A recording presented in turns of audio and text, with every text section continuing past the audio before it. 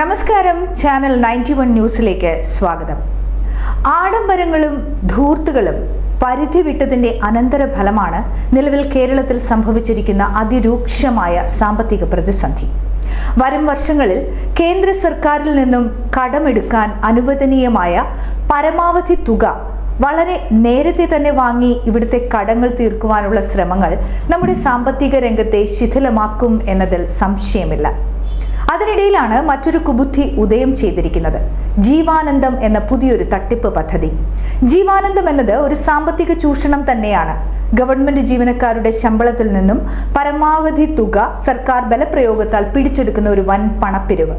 Retirement കാലാവധി കഴിയുമ്പോൾ എല്ലാ ജീവനക്കാർക്കും വലിയ ആശ്വാസമായി ഈ തുക തിരികെ ലഭിക്കും എന്നൊക്കെയാണ് ഗവൺമെന്റ് ജീവനക്കാരെ പറഞ്ഞു വിശ്വസിപ്പിക്കാൻ ശ്രമിക്കുന്നത്.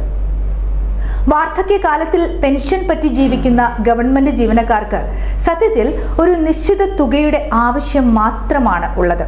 അതല്ലാതെയുള്ള സർവീസ് പീരീഡിലാണ് കിട്ടുന്ന ശമ്പളത്തിൽ നിന്നും ചെറുതുകകൾ മാറ്റി ഒരു ഭവനം നിർമ്മിക്കുവാനും കുറച്ച് വസ്തുവകകൾ വാങ്ങാനും സഞ്ചാരത്തിന് ഒരു വാഹനം സ്വന്തമാക്കാനും കുട്ടികളുടെ വിദ്യാഭ്യാസ ആവശ്യങ്ങൾക്കും വിവാഹത്തിനും ഒക്കെ തുക വേണ്ടത്. അതൊക്കെ മിക്ക സർക്കാർ ജീവനക്കാരും ബാങ്ക് ലോൺ വഴിയാണ് നേടുന്നത്. ഇതിപ്പോൾ ജീവാനന്ദം നടപ്പിലായാൽ ഏകദേശം 50% ശമ്പളത്തുക മാത്രമാണ് സർക്കാർ ഉദ്യോഗസ്ഥരുടെ കൈകളിൽ എത്തുന്നത്.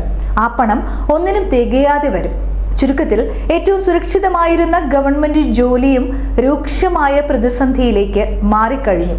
പദ്ധതി നിർബന്ധിതമല്ല എന്നാണ് ധനകാര്യ വകുപ്പ് മന്ത്രി ബാലഗോപാലിന്റെ വിശദീകരണമെങ്കിലും കാര്യമായ ഒരു കൂടിയാലോചനകളും ഇല്ലാതെയുള്ള ജീവാനന്ദം ജീവനക്കാർക്ക് വലിയ തലവേദനയായി മാറും എന്നതാണ് സത്യം. LDF സർക്കാരിന്റെ 8 വർഷത്തെ ഭരണത്തിൽ DA കുടിശ്ശിക, റിവിഷൻ കുടിശ്ശിക, ലീവ് സറണ്ടർ ഉൾപ്പെടെ നൽകാതെ ഏകദേശം 15 മാസത്തെ ശമ്പളത്തിന് തുല്യമായ തുക നിലവിൽ സർക്കാർ പിടിച്ചു വെച്ചിരിക്കുകയാണ്. ഇതിനു പുറമെ PF, group insurance, state life insurance, പങ്കാളിത്ത പെൻഷൻ, മെഡിസെപ് തുടങ്ങിയവയ്ക്കായി നിലവിൽ സർക്കാർ ജീവനക്കാരുടെ ശമ്പളത്തിൽ നിന്നും നല്ലൊരു തുക പിടിക്കുന്നുമുണ്ട്. സർക്കാർ ജീവനക്കാരിൽ നല്ലൊരു ശതമാനവും സാമ്പത്തിക ബാധ്യതയിൽപ്പെട്ട് നട്ടം തിരിയുന്നവരാണ്. ഇപ്പോൾ നിർബന്ധിതം അല്ലെന്ന് പറഞ്ഞ് നടപ്പാക്കുന്ന ജീവാനന്ദം പദ്ധതി ഭാവിയിൽ അങ്ങനെ അല്ലാത്ത സ്ഥിതി ഉണ്ടായാൽ ജീവനക്കാരുടെ ജീവിതം കൂടുതൽ ദുരിതത്തിലാകും. അതുകൊണ്ട് തന്നെ സർവീസ് സംഘടനകളുമായി വിശദമായ ചർച്ചകൾ നടത്തി പദ്ധതിയെ പുനഃക്രമീകരണം ചെയ്യുകയോ അല്ലെങ്കിൽ ഈ പദ്ധതിയിൽ നിന്നും സർക്കാർ പൂർണ്ണമായും പിന്മാറുകയോ വേണം എന്നതാണ് 99% ഗവൺമെന്റ് ജീവനക്കാരുടെയും അതിശക്തമായ ആവശ്യം. സമൂഹത്തിൽ ഏറ്റവും മാന്യതയുള്ള തൊഴിലായിരുന്നു ഗവൺമെന്റ് ഉദ്യോഗം. അത് ക്ലർക്കായാലും സൂപ്രണ്ടായാലും സാമ്പത്തിക സുരക്ഷയുള്ള ജോലി.